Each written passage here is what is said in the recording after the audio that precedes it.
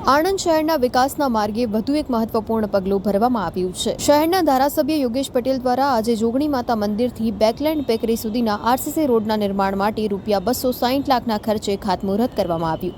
આ અવસરે ધારાસભ્ય યોગેશ પટેલે જણાવ્યું હતું કે શહેરના માર્ગો સુધારવાના કામો ત્વરિત કરવામાં આવી રહ્યા છે, જેથી સ્થાનિક રહેવાસીઓની અવરજવરમાં સરળતા રહે। તેમણે ઉમેર્યું હતું કે આ રોડથી આજુબાજુના વિસ્તારોમાં ટ્રાફિકની સમસ્યા પણ ઘટશે અને વિકાસને નવી દિશા મળશે। સ્થાનિક નગરસેવકો, મહાનગરપાલિકાના અધિકારીઓ અને શહેરના આગેવાન નાગરિકોની ઉપસ્થિતિમાં ખાતમુહૂર્તની વિધિ સંપન્ન થઈ હતી।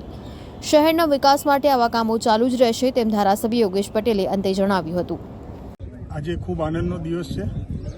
શ્રાવણ માસનો મહિનો ચાલી રહ્યો છે, ત્યારે આ બાકરોલ સીમ અને આણંદની સીમમાં એટલે જોગણી માતાથી બેકલેન્ડ સુધીનો 2.7 કિલોમીટરનો આ રોડ ત્યાંની લગભગ આવેલી 250 જેટલી સોસાયટીના પ્રજાજનોની સુવિધા માટે ઘણા સમયથી તેમની માગણી હતી કે અમને આ રોડ પાકો બની આપો।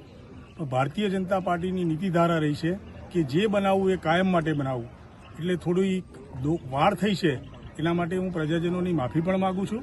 પણ સાથે સાથે ₹260 લાખના માતબર ખર્ચે હવે આ 2.7 કિલોમીટરનો આખો રસ્તો આરસીસીનો બનવા જઈ રહ્યો છે, ત્યારે ભવિષ્યમાં અહીંના રહેતા રહીશોને જે તકલીફો પડતી હતી એ સદંતર દૂર થઈ જશે। સાથે સાથે બીજી પણ જે કંઈ નાની મોટી સોસાયટીઓમાં જવા આવવાના રસ્તા છે એનું પણ સમારકામ અમે સાથે સાથે કરીશું।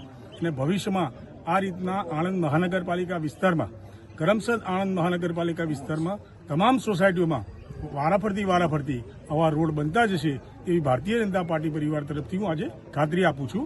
આ પ્રસંગે અમારા ભૂતપૂર્વ કાઉન્સિલરો શ્રી, મારા ભાજપના મહામંત્રીશ્રીઓ, વિદ્યાનગરના આણંદના સર્વે હાજર રહ્યા છે। અહીંના સ્થાનિક પ્રજાજનોમાં આજે ખૂબ આનંદની લાગણી છે। આજથી આ કામ શરૂ થઈ રહ્યું છે અને લગભગ 35 થી 40 દિવસમાં આ કામ પૂર્ણ થઈ જશે।